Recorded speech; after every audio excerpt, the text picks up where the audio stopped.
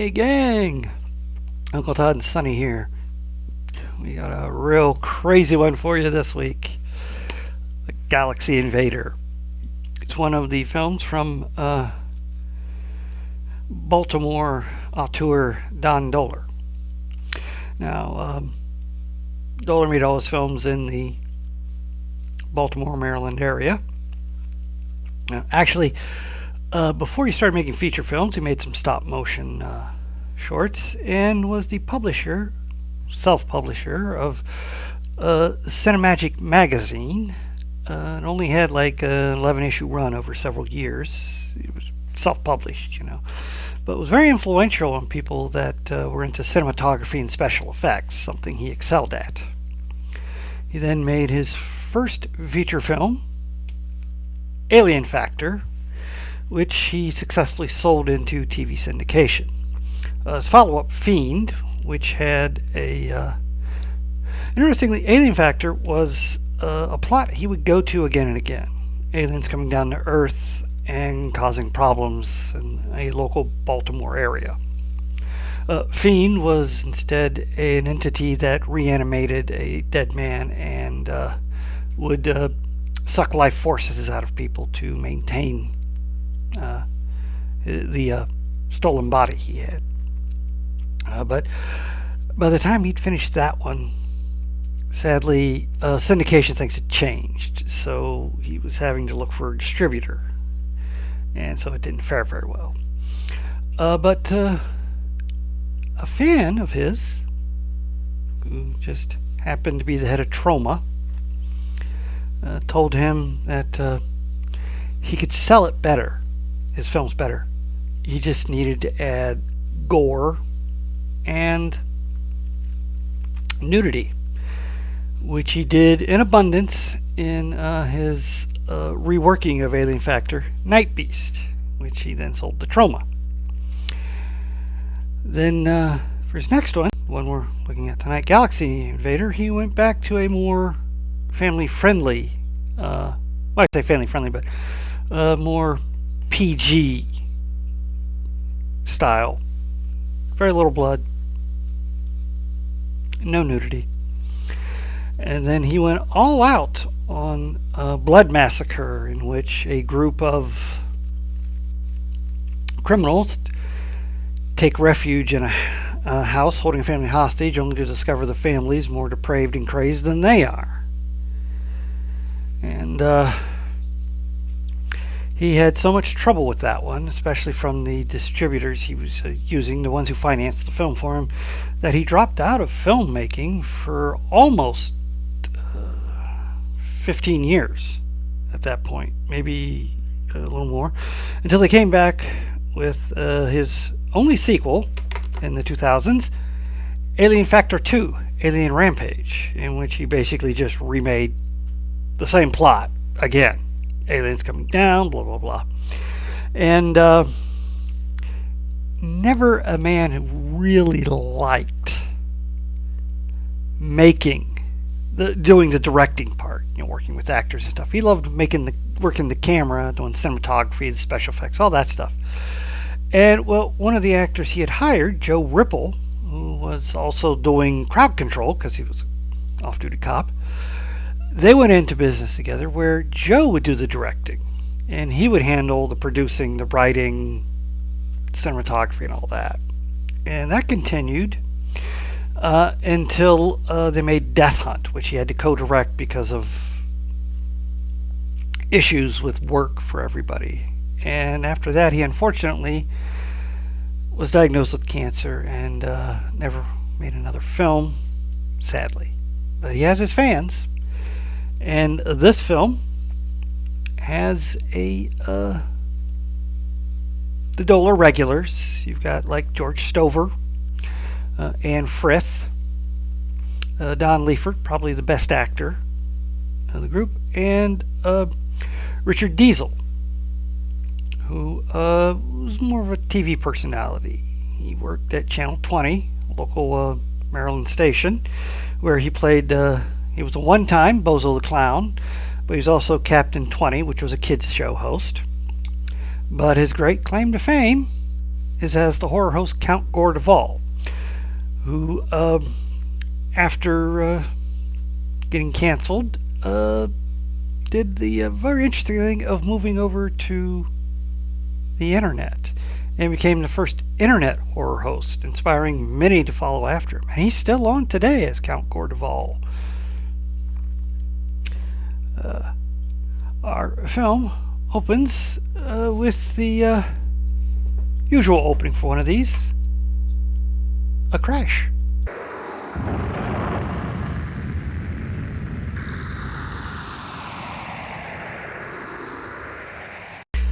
Now this got witnessed by a young man named David Harmon, who immediately calls, or well, I should say rushes to a phone booth.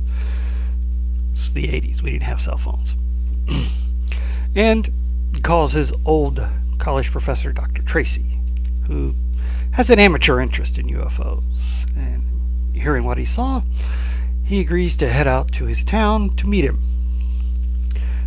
Next, a young couple hear some strange noises in their basement and decide to investigate.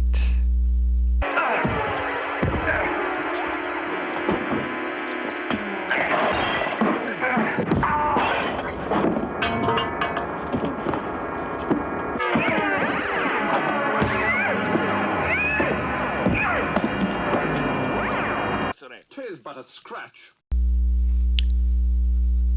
Probably shouldn't have attacked him. That's my thought. I mean, he seems peaceful, right?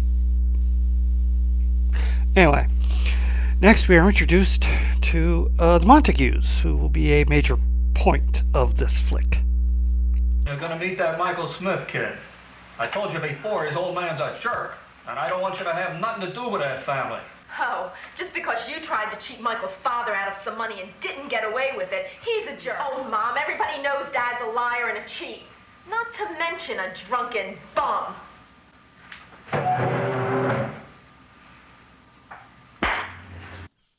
I've had worse. Wow.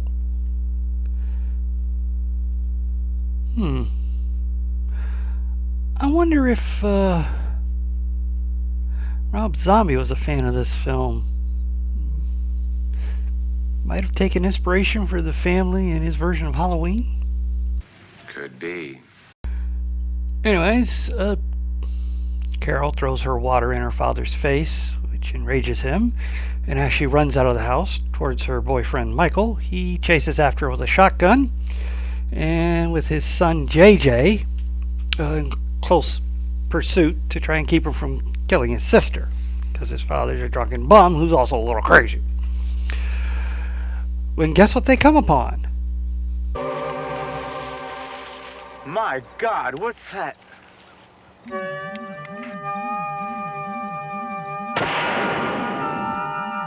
Tis but a scratch. Kind of figured he'd be the shoot first and don't bother with any questions kind of guy. Well, the orb, which they have no idea what it is, but it must be pretty valuable because some weird green guy had it. They get a wheelbarrow and truck it back to the house.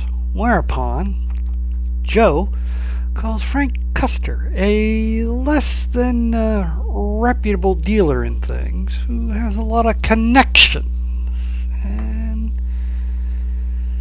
thinks he can get some good money for it.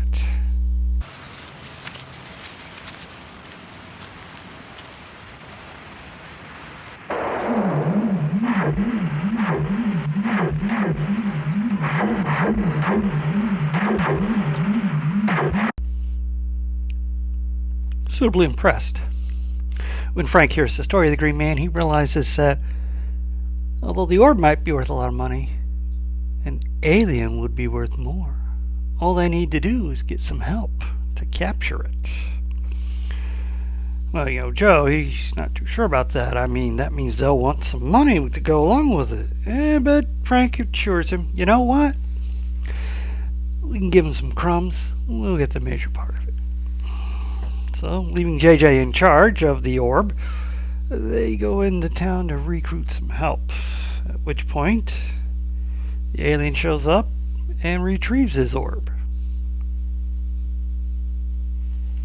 So, let's see how Frank does with his sales pitch. Now, Joe and me, we's on to something big. I mean real big, big bucks kind of big. Now, what we need are some guys with guns to go out with us tonight or out around Joe's house to hunt something out in the woods. Now, look, I know we got something here worth big bucks. And I ain't gonna share it with the whole world, just those who comes and helps us. Now, if you go out to Joe's tonight, you'll find out what it is. And you won't regret it neither. Maybe it's persuasive. Think it'll work? Come out to Joe's just to hear what you gotta say. Yeah, me too. But I ain't promising I'm going to the woods till I know what I'm hunting. Guess he's a better salesman than I thought. Well, when Joe gets back to his home and finds JJ conked out from where the alien took him out, he's a little ticked off about losing the orb. But that night, when everybody arrives and they hear the explanation of the Green Man, even though they don't have any proof now, the fact that JJ backs him up is enough for the guys. JJ don't lie. And Frank has the men go out in front. You know, cannon fodder. Meanwhile, the professor, who had arrived earlier that day, he and David had gone out looking for the ship, but they couldn't find it. Thinking they'll begin again tomorrow, they head to the bar because, you know, need something to eat. And they overhear Frank's girlfriend, Vicky, not saying what it is she knows, but that she knows. And she's willing to spill it for a drink. Up in Herndon, you know where the old Barclay shed is? Well, Joe Montague seen a green spaceman there this morning, and he and Frank are gonna catch it and sell it for a lot of money. She spills easily.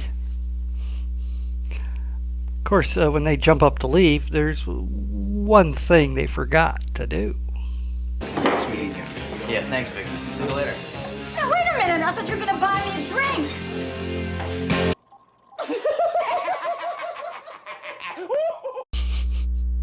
It's a pretty good joke. So, Dr. Tracy and David, they head up into the woods where they, as well as Joe and Frank, get to see exactly the importance of that orb and why the alien wanted it back. Don't shoot it! I'm shooting a miss. We've got it cornered. Yeah, he's right. We've got it trapped. My God, it shot him. It shot Giddings. That scoundrel! How dare he shoot at them for shooting at him? Anyways, while the shootout is going on, this gives Frank and Joe just the opportunity that they've been looking for.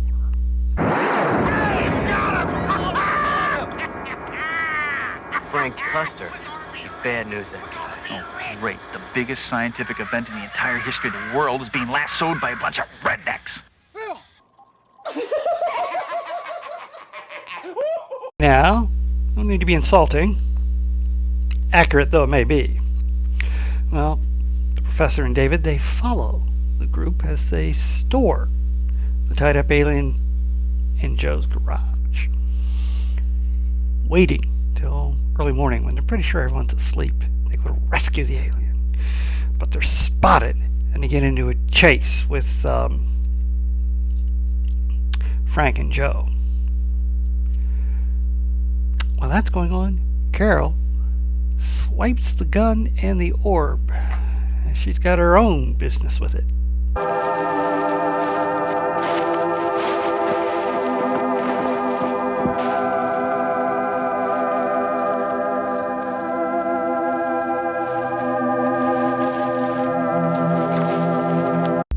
Good for her.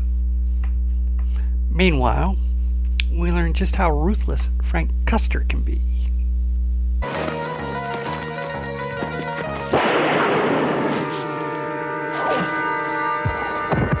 Dr. Tracy, no. I'm shocked. He's not cutting in his money for anybody. Anybody that knows it, well, that's just too bad, which includes David.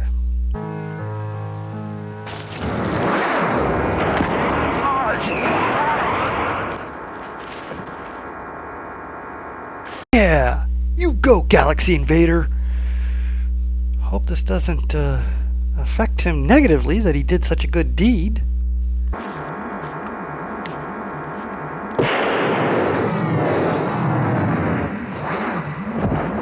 Looks like Joe's got the weapon again. Now,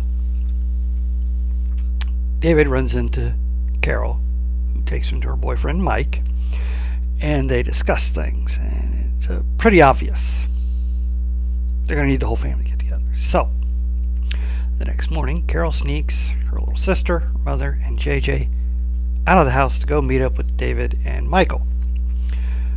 While that happens, Vicky, Frank's girlfriend, shows up looking for Frank.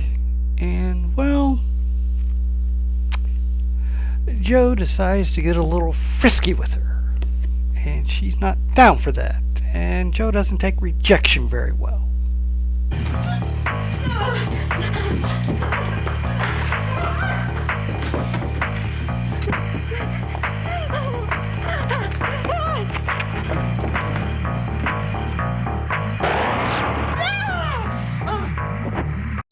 Well, he then takes care of the body and then gets drunk and passes out. Meanwhile, the family sneaks back to the house, swipes the gun of an orb. Carol, Michael, and David, they head out to find the alien and give it back. Meanwhile, when Joe wakes up, finds out what they've done, he smacks around his son, grabs his shotgun, and heads off in pursuit, and chases them to a cliff.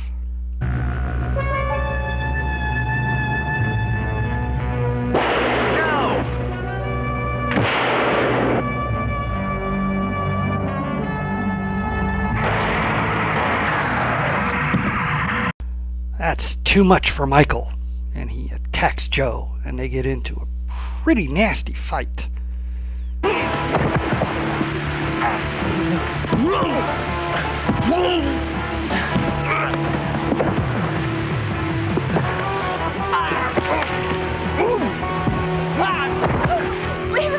Stop it! Stop it!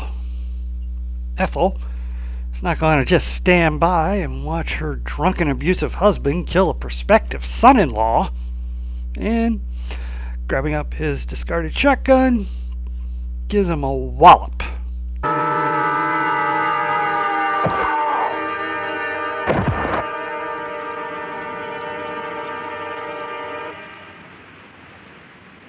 And then,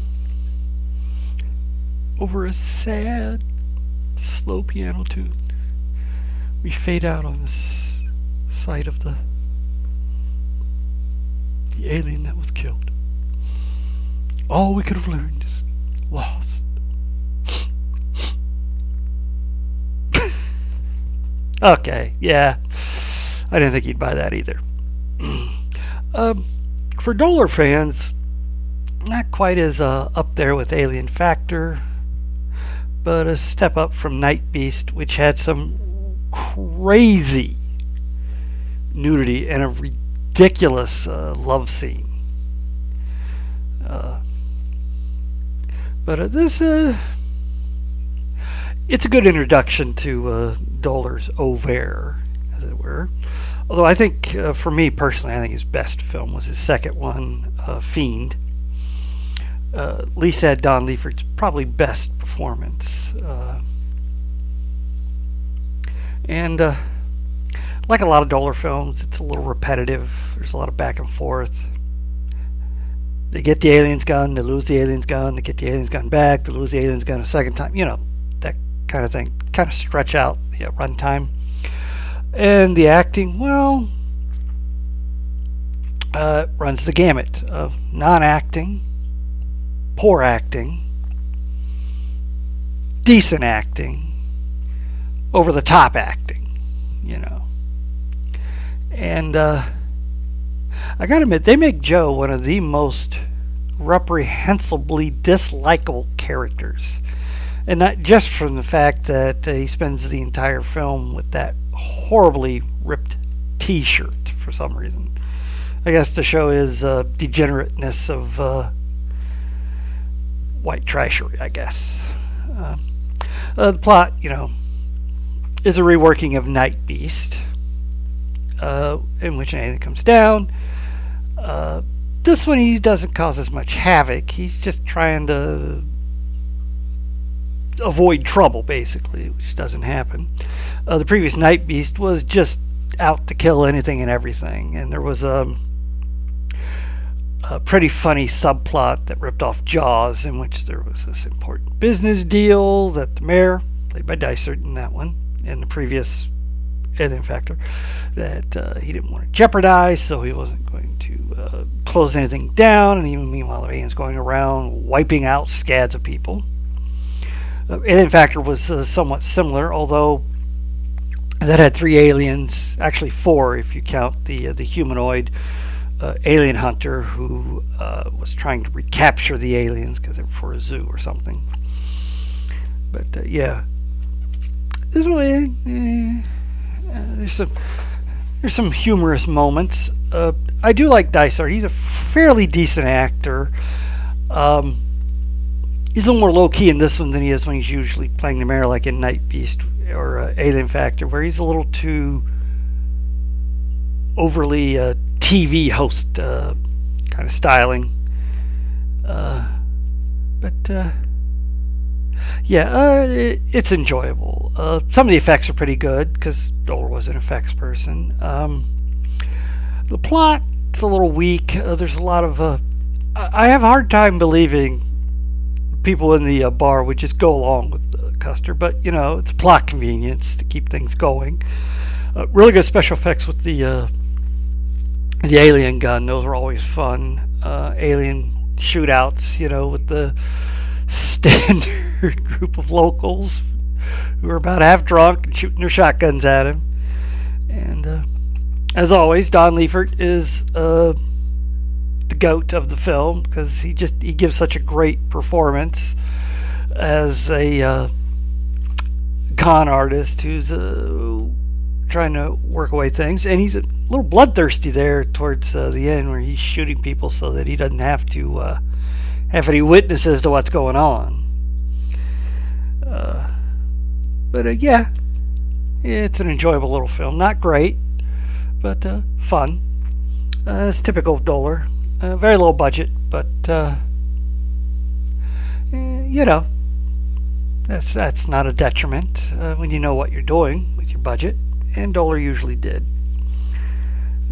Other than that, there's not really much else to say. It's a Dohler film, and you either like them or you find them exceedingly awful. Just depends on your preferences. Well, please hit like, share, and subscribe, and stay after the credits for my favorite scene.